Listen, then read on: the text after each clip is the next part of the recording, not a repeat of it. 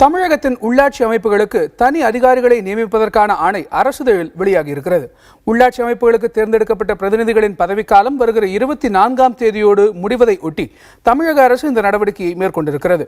உள்ளாட்சி அமைப்புகளுக்கு தனி அதிகாரிகளை நியமிக்க வசதியாக தமிழ்நாடு பஞ்சாயத்துகள் சட்டத்திலும் தமிழ்நாடு நகராட்சிகள் சட்டத்திலும் அவசர திருத்தங்கள் செய்யப்பட்டிருப்பதாக தமிழக அரசின் ஆணையில் தெரிவிக்கப்பட்டுள்ளது.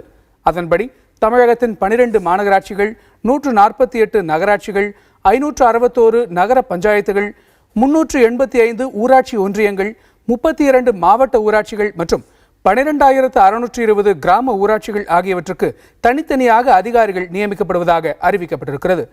தற்போது நியமிக்கப்படும் தனி அதிகாரிகள் டிசம்பர் மாதம் வரையில், அதாவது புதிதாக தேர்ந்தெடுக்கப்படும் உள்ளாட்சி அமைப்புகளின் முதற் கூட்டம் நடைபெறும் வரையில் அந்த பொறுப்பில் நீடிப்பார்கள் என்றும் கூறப்பட்டிருக்கிறது.